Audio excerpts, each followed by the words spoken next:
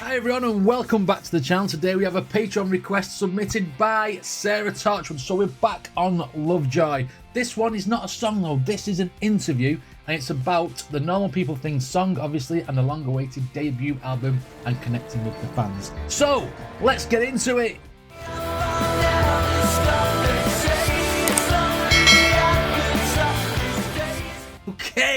Okay. Let's get into this interview with Lovejoy. There was no like executive decision I'm going to make this band. It was more me and Joe knew what we wanted to make, we knew what kind of sounds we wanted to do, and we were fortunate enough to run into these two lovely fellas and then rinse them in interviews with Enemy.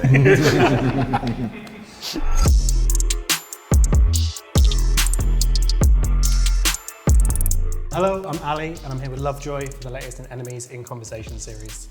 How's everyone doing? Good. Amazing. How's tour been? Good. Exhausting. But As they always are. Exactly. It's the best kind of exhaustion. I'd say it's languorous exhaustion. Nice word.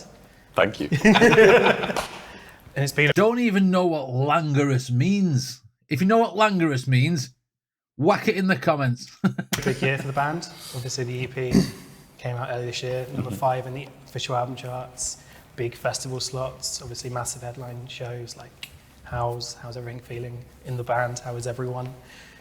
Yeah, we're coping. It's validating. It's incredibly validating to see all our hard work come to fruition in a mainstream traditional sense.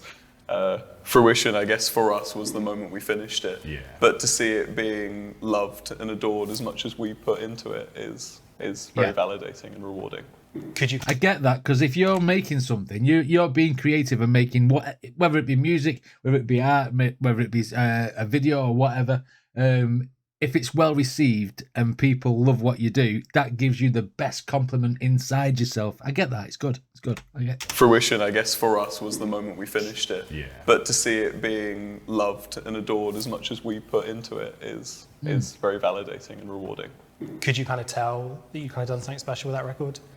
I listen back to it a lot, which is a very good sign. I have to revise every now and then. Revise? I don't need to revise. For me, it's Portrait of a Blank Slate into Call Me What You Like is one of my most proud writing I've done, I'd say. And Okay. I think that's echoed by the boys too. So yeah. I mean, why do you think that kind of record's connected with people in the way that it has done? I say how I've always gone into writing and production in any creative media is that I've always wanted to make something that I think needs to be in the world. So for instance, I've always wanted a kind of punchy, like bass-driven song about, not understanding where you fit in the whole structure of romance. So it's quite hard to find that exact topic. So I decided to make it myself, with the boys. And I mean, when you're trying to look for a topic for a song, I mean, I can imagine that being pretty hard because a lot of songs and topics have been taken by the millions of songs that's been written over the years. So trying to find a little pocket or a little niche to try and sing about something that no one else has is going to be very, very hard. I think that's why it's connected so well, is because I've been honest in my lyrics and for what All you can be. Amazing. Have you had any other highlights of the year so far? Highlights. We played a show in the middle of the desert. It's called Pioneer Town. What? It's like a big cowboy town. It's Nice. really cool. We got to dress up and all that. It's very fun. Lollapalooza Chicago for me. That was the biggest crowd we've ever had, I think, by quite a way. And it was surreal looking out over 10,000+ people. It was crazy. Right, okay. 10 plus people. It was definitely 10 people. But I ran out of fingers, so... we did a head count. Are you kind of getting comfortable playing for that many people? When you walked out, was it like, or were you like, I got I was shitting myself, I won't lie. The smaller shows, like the under 1,000 cap ones now are significantly easier after that, but they all still make me a little bit nervous, I won't lie. I don't think I'm ever going to lose that that buzz before you go on stage. And I don't think I ever want to. Yeah. It's just sometimes it's more overpowering than others. If you lose that buzz, it means you don't care anymore. because like obviously you care what people, the way people receive your music, the way you interact with them on stage, the way people come to buy the tickets to watch you. If you lose that buzz, then you're basically doing it for your paycheck and not doing it because you love it. I mean, because you need to be nervous, don't you? You know what I mean? Once that's gone, you know, you may as well pack it in. Amazing, but you're not slowing down yet. Obviously, there's a new single, Normal People Things, out by the time this interview airs. So yeah, talk to us about where did that song sort of come from? That song's about finding someone who, ironically, isn't normal. And that rare connection you get where you go, oh damn, you're different in a good way. What's that song kind of mean to other people? Ooh, that's a really good question. So this one's hard for me because, like I said, all the songs I write are for myself. First and foremost, it's a happy medium, having the reaction being so positive back. I'd say I want people to take from it a dancey, fun, you know, exciting rock song that people want to get up and join in the movement, you know, I guess, is the takeaway. Yeah, it's not the longest song in the world, so it's a bit of like an explosion. Yeah, absolutely. Which we haven't really got in our discography as of yet. No. So what I do like about Lovejoy's sound is it reminds me of the 90s. It reminds me of indie music. And in the 90s, I was into quite a lot of indie music, and that's obviously why I can relate to this band quite a lot, because they play that sort of vibe. It's good. They're good. They're very good, Lovejoy. Yeah, absolutely. Which we haven't really got in our discography as of yet. No. So, Also like 2 minutes 10. Which is very short. So we said everything we needed to say. Yeah. Is that you're at the point now where you're kind of writing songs was like, oh, we kind of need to feel this vibe in the set or kind of this mood? Absolutely not. No. Our writing is always the art first. Yeah. It's we write, the length is just entirely down to how long the song needs to be. Sure. And that song only needed to be 2 minutes or so. If it had more elements I wanted to touch on, it would have been longer. But I like the simplicity of the subject, and I like the punchiness and the explosion of the outcome. And sort of coming back to the idea of like what you want people to get from it, are you kind of starting to think about that a little bit more, or is it still very much quite a not self-indulgent, but kind of quite a personal endeavor before you kind of start thinking about other people? Absolutely. I don't think we're ever going to get to a stage where we're writing for other people. You know, I feel like the music has always been about us and our experiences, and lyrically, especially heavily into my experiences. Makes it, if you're writing about your own personal experiences, it makes a song easier to write.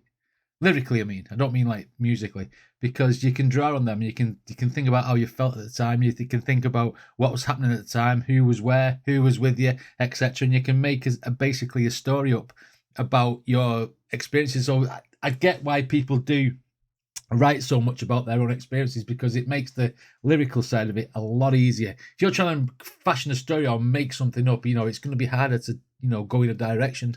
It's good. I like it. It's good. I like to think that's how it will always be. That's how it's been. I've been writing songs for going on 6-7 years, you know, so I hope it stays that way forever.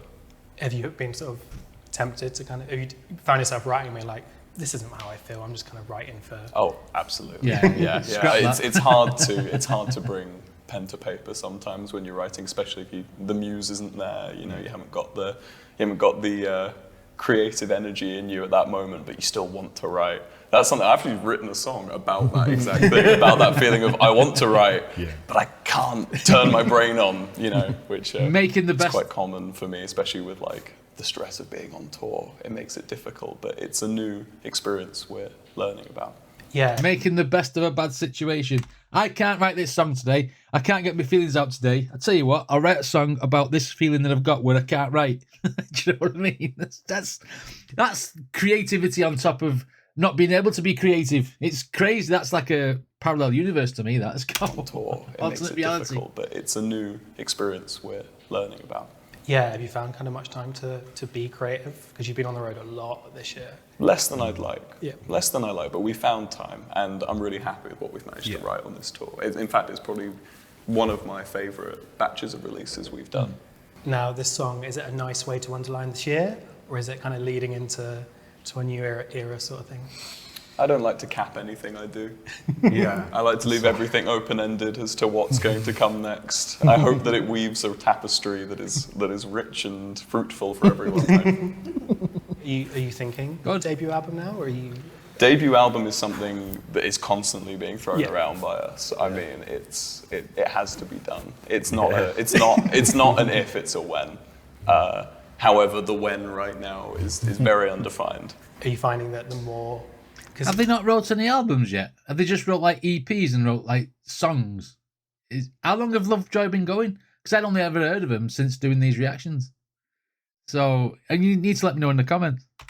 However, the when right now is very undefined. Are you finding that the more, because it feels like an ongoing thing, I feel like as soon as you release the first EP, people are like, so when's the album coming out? And with every EP it's like, yeah, when's the album coming out? Yeah, we've been getting that since 2021. When we released Are You All Right, people were saying, when's the album? And back then it was, no, we're not ready, we haven't got our sound. Whilst now the answer's a, Are you kind of, is there a pressure? Do you feel kind of going into the album being like, no, not at all. I'm very excited to write it. I don't, a pressure, Yeah, Ash was just saying, he doesn't speak. He only speaks to us. But he was saying, you know, we want to do it, the desire to create something which is a bit more sort of full in terms of a body of work is always something that we've wanted to do individually and as a collective. So, I think one of the biggest things I've learned on this journey is how EPs are absolutely great for finding your sound, but they're not so great for telling stories. Yeah. I would love to tell a story in a 4-track burst, but I feel like each track would be about 12 minutes long. So an album... Just do it. Just do it. It's what Ren does. I mean, look at his Tale of Jenny and Screech, 3 songs altogether. It takes about 16, 17 minutes to get through. You know what I mean? Just do it. Do it, man. I feel like each track would be about 12 minutes long. So an album where I can itemize my thoughts and, you know, put that down into words whilst having the boys doing their magic over the top is very exciting to me and not stressful at all. I won't let pressure get to me in terms of that. I guess kind of looking back, you know, when you first started, what were your kind of ambitions when you released that first EP? What were your ambitions, Joe? Because mine were entirely to create music that connects people, makes people want to come out and sing along with us live, and you know, shout it in That's their the main bedrooms, thing, as isn't it? I've been doing since I was a little kid. How about you? It is similar, just to have songs that resonate with people, that stand the test of time as well. You know, but it is also for me personally, like to be able to build up to like something a little bit bigger, whether it be that album or Wake Up and It's Over. Like I would never have dreamed that we would create Wake Up and It's Over in its sonic state when we wrote Are You All Right? So that's the growth. That's the growth, and I love it. I love to see that. I suppose, although the message to ourselves is very important in our music, the takeaway we want, I think the volume is more important than the message for the takeaway. If people come away from listening to our music with, yes, I want to play that loud, I want to scream the words, they don't even have to know what the words mean. As long as they get that energy that we're putting into it, that's the takeaway I want. That, my friend, is called the buzz. When you leave the concert and you're like, get that CD on right now, take the one out that was in, don't care who it is, throw the CD in of the band we've just been watching, and that's basically your ride home, isn't it? All the words mean, as long as they get that energy that we're putting into it. That's the takeaway I want. Amazing. I mean, and who were those bands when you were growing up that kind of made you want to play music loud and shout along? For me, it was always Los Campesinos. Yeah. They've been my them, favourite band since I was the littlest kid, and I've followed them all over. I've done what the people outside are doing right now, queuing to come and see us, and it's been, it's very humbling to have that happen back for me. Los Campesinos are by far my biggest inspiration, by a huge degree. I know Mark cites heavier influences. Yeah, man. Yeah, anything with a bit of double kick in, but my poor parents had to discover that from when I was about 8 to 10. I was discovering metal and turning it really loud in my room because it sounded sick, and they hated it. But yeah, just pulling influences from all different parts of music is kind of what I think makes our sound kind of unique. It's cool. Yeah. How about you, Joe?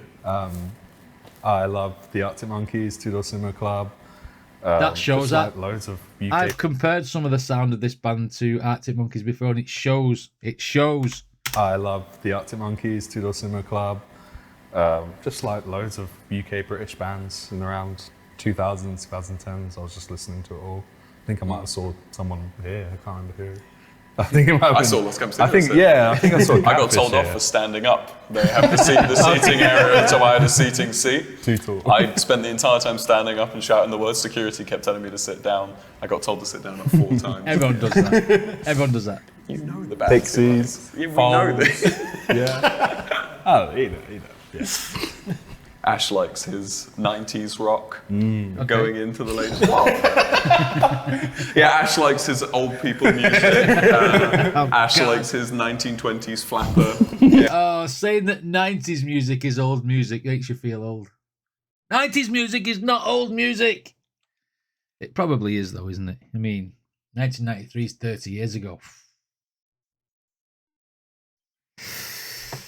God damn. Old people music.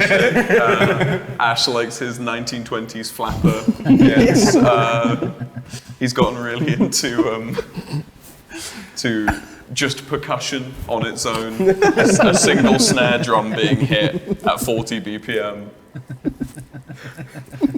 That's his jam right now. I think one of my favorite things about Ash is that Sarcastic. he can't argue with me about. He's into something called Goblin Core, which I he's know what that is. obsessed with. You're obsessed with We Goblin can't Core. stop him. We can't stop him. Is it what's the one? We Are the Ants. He loves that one. That's his favorite one. You can't stop him. Every day. It's his alarm clock on the bus. It's crazy. You mentioned like obviously the fans outside and stuff like, and obviously you did that when you were younger. I mean, what is it about kind of music in general that kind of you think inspires that kind of sense of community and that sense of like, it's not just turning out to a gig and singing along for like an hour and a half. It's kind of that, you Yeah. know, meeting your friends in the queue, Yeah, unity. kind of talking online, sort of really being absorbed in the whole world. Absolutely. I feel like it's the emotional connection. We're heading into a scary world where although everyone's much more connected, it's far harder to find that connection. Which I cite in Wake Up and It's Over a few times. The opening line for Call Me What You Like is, I never was a fan of the internet, which is pretty on the nose. Because of technology, people find it easier to talk on a screen or on a computer than they do to talk to someone face to face. And that's what's happening in this day and age. People don't have people skills anymore. Some do, don't get me wrong. I'm saying everyone's got tired with the same brush. But a lot of people, because they talk online, they don't talk to people in real life. They don't know how to talk to people in real life. It's crazy. It is crazy. And I find that music is the great communicator. It is the bridge that binds people back together, that we are being rifted apart, asunder by the internet. For sure. And I know, obviously, some people probably know you from sort of YouTube or Twitch sort of before the band. And I know kind of because of the pandemic and stuff, you kind of, you know, you kind of made it online before, like you could play gigs and stuff. Oh, Was there okay. ever that sense of like, oh, we need to prove ourselves as like a real band? Or have you never really had that? Yeah, there is always the feeling that I need to prove myself, but there's always going to be haters, and there's always going to be people who don't know the full story. In all walks of life. When I was doing my online Twitch streaming and YouTube, I was still writing songs. Yeah. I've had a solo acoustic career going on since 2019, way before the pandemic, a year before the pandemic. And I used to play busking over in 2017, 2018, open mic nights around that same time. So Trying to make a name the for sense yourself. of needing to prove Good. yourself comes from the fact that the most notable takeaway that people, when they look at you, is go, oh, YouTuber, right? But that's not entirely the case. And Why is it that people shit on YouTubers? Why is it they say that people who do YouTube videos, even if it's music or whatever, are you just a YouTuber? Why are you just a YouTuber? There's plenty of YouTube. Look at Mr. Beast. He's not just a YouTuber, is he? Because he suddenly made it massive. You know what I mean? I don't know why people frown on YouTubers when everybody's on the bloody platform. Does my head in. at you is go, oh, YouTuber, right? But that's not entirely the case. And I'll never want to leave behind the work I did in YouTube and Twitch. Yeah. But this is where I want to be now. Yeah. I think you can tell from the gigs and Well, the music in general that YouTube is a good platform to get yourself noticed. So is Twitch. YouTube's probably better because it's a bigger platform.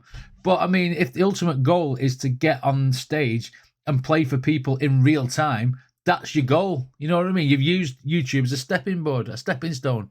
You know what I mean? And as a musician, who doesn't want to play to millions and millions of people? You know what I mean? It's great. He's still post on YouTube. It's not just like we know him from the internet. It's a deeper emotional thing, like we were talking about earlier. Like I hope so. Stuff. I hope so. I think that's the longevity test, right? Yeah. And we'll see. We'll see. I'm just going to keep making stuff that I'd want to hear. I mean, what made you want to start a band then, rather than kind of Music. continue the solo thing? What is it about this dynamic that's kind of so inspiring? I always knew I wanted to make rock music. Me and Joe were originally in a folk band, and I remember very clearly me and Joe together going to the lead singer and asking him, can we write some rock songs, some indie rock songs? I think we specifically cited the indie Arctic rock. Monkeys, at which point the singer responded, he didn't really like the Arctic Monkeys. And when that band sort of drifted apart, as a lot of bands unfortunately do, me and Joe stayed connected throughout the end of our time at university. And this is long before Twitch and YouTube all started doing that. And we sort of made a pact that we would regroup and we would write these rock songs we wanted to do. So it kind of came organically. There was no like executive decision, I'm going to make this band. It was more me and Joe knew what we wanted to make, we knew what kind of sounds we wanted to do, and we were fortunate enough to run into these two lovely fellas and then rinse them. One who doesn't speak. Has playing live sort of changed things for the band at all? Oh, yes. Yeah, changed them, but not in a negative way in any sense. It just, I think we're closer now than we were. We're like Will says, we're like a little family, like just annoying each other and all of that stuff. I can be mean to Ash, but if anyone else tries to be mean to Ash, I'm jumping. It does kind of feel like British Indie's in a really good place right now. You know, you've got bands like Last Dinner Party, Wet Leg. Like it feels new, it feels exciting. I think you're very much part of that conversation. Like, do you kind of feel part of that scene? Do you kind of feel inspired by kind of other bands that are kind of coming up at the moment? Before he answers that, a lot of bands are their own worst critic, and they'll say, them bands are better than us, we're just trying to do what we're doing, and we think these other bands have got more experience or whatever. That's what I think. I'm going to predict he's going to say something similar to that. Do you kind of feel part of that scene? Do you kind of feel inspired by kind of other bands that are kind of coming up at the moment? I really, really want to. I think we're definitely inspired by I want to. I don't know if I we're really part want of to it. be seen as know. that. If that is a goal, I think, to be Modest that. in It's the modest. conversation. We're trying our best. We're like you said, we're trying to prove ourselves as much as we can that we want to be part of that conversation going forward. And I hope that the quality of what we're outputting lives up to the standard, the incredibly high standard that Last Dinner Party and Wet Leg. It's nice to see a band actually that's not full of ego. You know what I mean? Especially a young band or a new band that's coming out. Usually like, we're the best in the world, we'll do this, we're going to conquer this, we're going to do that. And they're full of all this bravado and stuff, but these guys are very, very humble, you can tell. And they don't see themselves on the same level as these other people when other people see them on the same level as these other people, like the interviewer said. But big yourself up a bit, but not too much.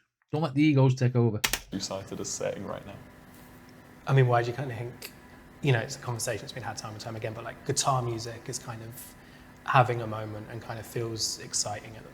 It always comes back in waves. Yeah, of course it does. Yeah, I'd probably be some proven capacity, wrong by but- some far more intelligent music. There's something far more smart music theorists who would know the answer to this. But for me, I would again, as a pandemic band, put it down to the pandemic being locked away, wanting to feel that almost honest rawness that an analog amp is going to put out. You know. Yeah. Do you kind of feel sort of really confident in where you are at the moment and where you can go with this? Absolutely. Yeah. This is, I feel like we're on an incredible foundation.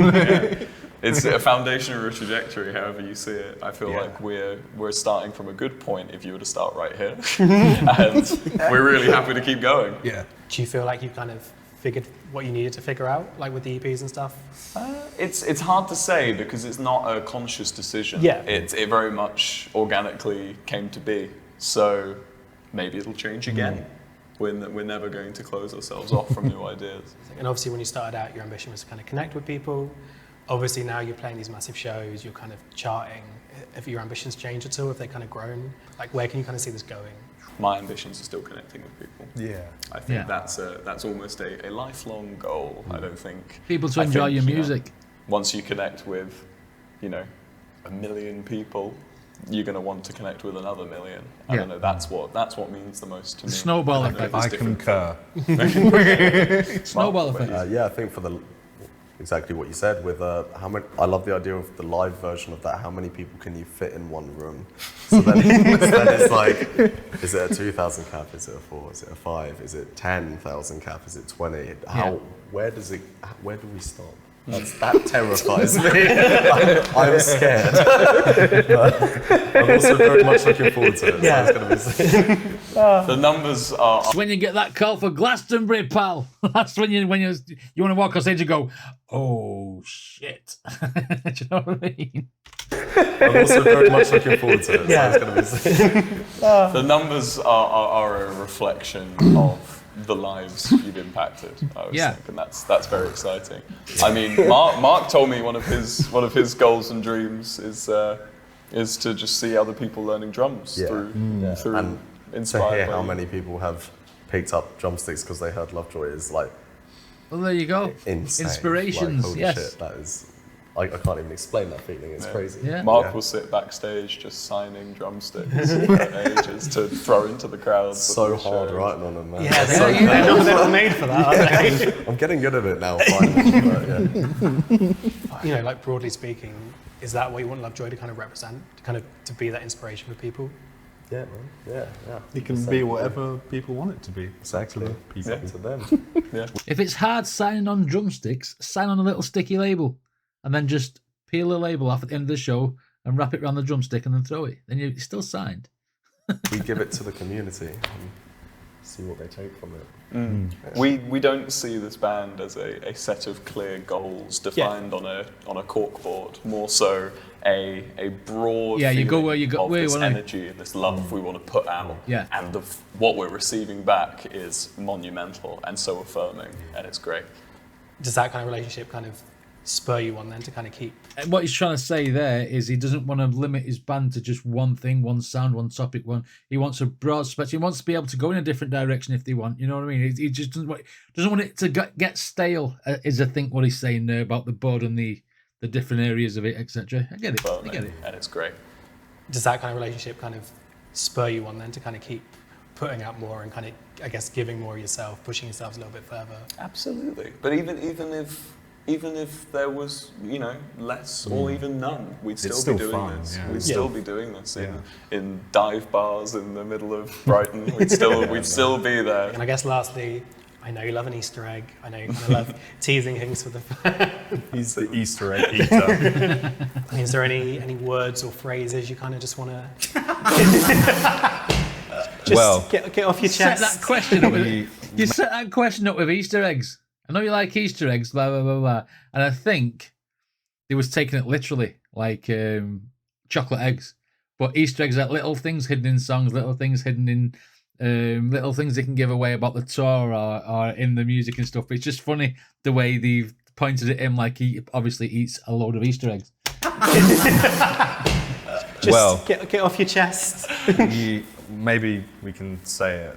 No, hold on, wait, hold on. I got it. Maybe we can say it later when we're sober. I don't know, man. Just gotta make sure we look good. We're not drunk. he's heavy-handedly. I'm trying to do something. I know what you're trying to do. I'm trying to do a thing, but it didn't really work out. That's the problem. That's what happens when you try a thing. That's what happens when you try and make an Easter egg joke. Yeah, That's why we leave it to Ash. Problem is he can't talk. Easter egg, dude. Give Easter. Here you go. Thank you very much.